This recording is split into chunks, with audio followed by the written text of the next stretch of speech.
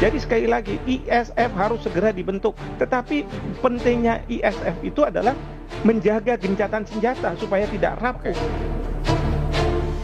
Kalau diminta pasukan penjaga perdamaian, pasukan peacekeeping, Indonesia siap.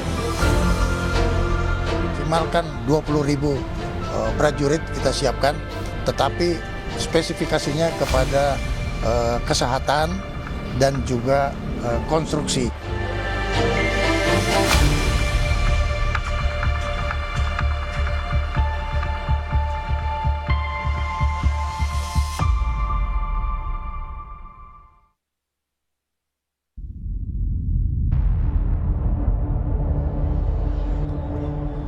Dunia mencatat sebuah langkah bersejarah.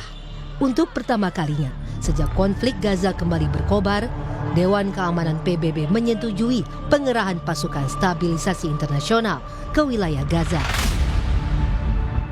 Sebuah keputusan yang memecah perhatian dunia, memantik dukungan, namun juga memunculkan kritik dan kekhawatiran dari berbagai pihak. Keputusan bersejarah PBB pada 17 November 2025, apakah akan menentukan masa depan keamanan, kemanusiaan, dan harapan rakyat Palestina? Dewan Keamanan PBB menyetujui rancangan resolusi yang diusulkan Amerika Serikat untuk mengerahkan International Stabilization Force atau ISF, yang merupakan pasukan stabilisasi internasional yang akan ditempatkan di Gaza. Duta Besar Amerika Serikat untuk PBB Mike Waltz menyebut bahwa resolusi ini adalah langkah penting yang diyakini dapat menstabilkan Gaza dan sekaligus menjamin keamanan Israel. The United Nations Security Council has just adopted the United States-sponsored resolution on Gaza that does something we haven't seen in generations. It provides a real, actionable pathway to lasting peace for Palestinians and Israelis. And I would encourage everyone around the world, and I would certainly encourage the media to read the entire resolution. Read the whole thing. It is truly a victory for everyone who believes in a future where the Palestinian people can determine their own destiny. Resolusi ini lolos dengan 13 suara setuju, sementara Rusia dan Tiongkok memilih abstain tanpa menggunakan hak veto. Sebuah sinyal bahwa dunia, apapun kepentingan masing-masing, mengakui perlunya intervensi internasional untuk menghentikan krisis kemanusiaan yang terus berlangsung di Gaza. Namun Hamas menolak dengan tegas. Dalam pernyataannya pada 17 November, Hamas menilai bahwa pasukan internasional yang diberi tugas melucuti senjata kelompok perlawanan di Gaza dapat dianggap sebagai pihak yang terlibat konflik. Hamas menuntut agar pasukan internasional hanya ditempatkan di perbatasan, bukan di dalam Gaza, dan berada sepenuhnya di bawah pengawasan PBB. ما هو مطلوب هو قرار مجلس أمن يمنع استئناف الحرب على قطاع غزة ويدخل المساعدات إليه ويؤسس لمسار سياسي تفضي إلى قيام دولة فلسطينية مستقلة. Sama halnya dengan Hamas, salah seorang warga Palestina juga menolak jika Gaza harus dipimpin oleh orang asing. Karena kebijakan ini dianggap melanggar hak rakyat Palestina untuk menentukan nasib sendiri. ضد أي دولة عربية أو أجنبية أو أي دولة أوروبية تحكم قطاع غزة، لأنه هذا شأن فلسطيني، غزة والضفة جزء واحد لن يتجزأ. طالما في قوات دولية بتحكم غزة هذا مش مصالحنا. بس هذه القوات الدولية مين هي؟ احنا مش عارفين مين هي، يمكن عصابات. يعني هل جت القوات الدولية حاليا حتمسك قطاع غزة؟ هل فعلا حتديره لمصلحة لمصلحة الشعب الفلسطيني؟ طب هدول ممكن يكونوا ضرر علينا أو خطر علينا. Di dalam resolusi yang sama, PBB juga membentuk sebuah badan baru, Board of Peace atau Dewan Perdamaian, yang akan memerintah Gaza hingga akhir 2027. Dewan ini dipimpin langsung oleh Presiden Amerika Serikat Donald Trump, sebuah keputusan yang memunculkan perdebatan global tentang apakah langkah ini dapat mempercepat perdamaian atau justru mengundang dinamika politik baru, sehingga ada pula warga Palestina di Khan Yunis yang tidak sepenuhnya menentang. Mereka berharap namun waspada terhadap rencana pemerintahan Trump untuk mengamankan dan memerintah Gaza.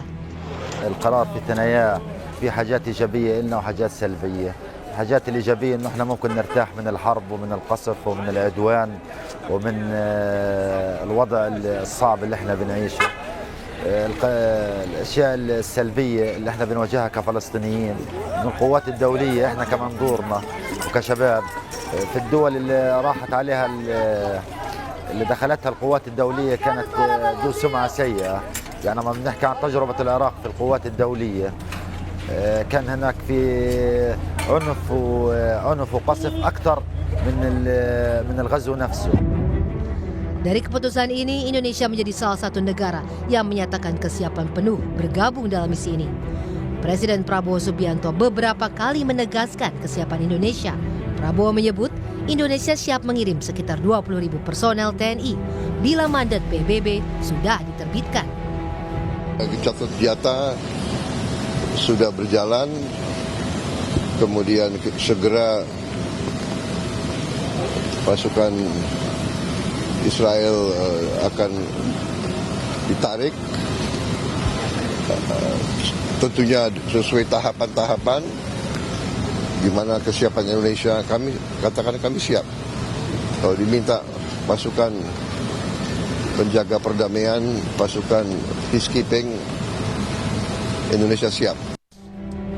Tujuannya menjaga gencatan senjata, membuka jalur bantuan kemanusiaan, dan memastikan masyarakat Gaza kembali hidup aman. Sesuai instruksi Presiden Prabowo, Menteri Pertahanan Syafri Syamsuddin bilang bahwa Indonesia menyiapkan 20.000 prajurit TNI untuk dikirim sebagai pasukan perdamaian di Gaza, Palestina.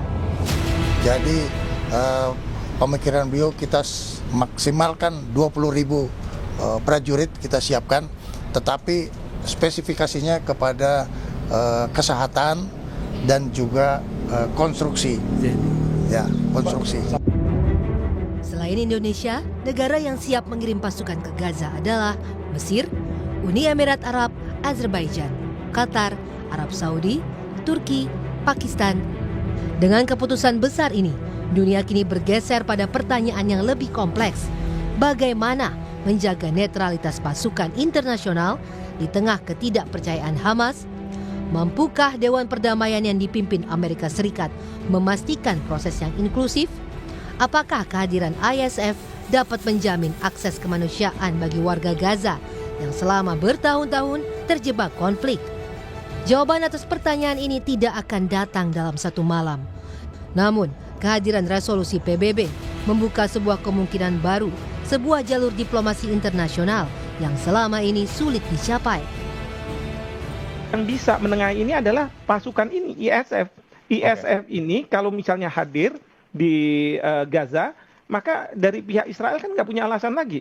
Kalau dia menyangka bahwa ini pelaku teror, karena apa? Kita menjamin bahwa serangan dari Israel dari Palestina tidak akan diluncurkan. Demikian juga dari Israel juga jangan menyerang ke rakyat Gaza. Jadi sekali lagi ISF harus segera dibentuk.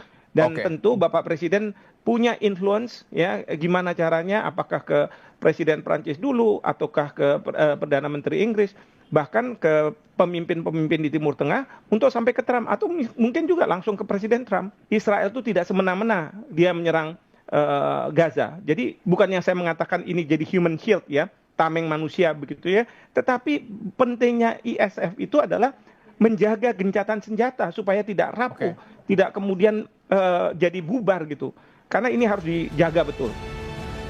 Keputusan Dewan Keamanan PBB pada 17 November 2025 menjadi penanda bahwa dunia akhirnya bergerak bersama menuntaskan luka panjang di Gaza. Jalan menuju perdamaian memang tidak pernah sederhana. Tetapi setiap langkah, sekecil apapun, membawa harapan bagi jutaan warga Palestina yang merindukan hidup tanpa dentuman senjata. Tim Liputan Kompas TV.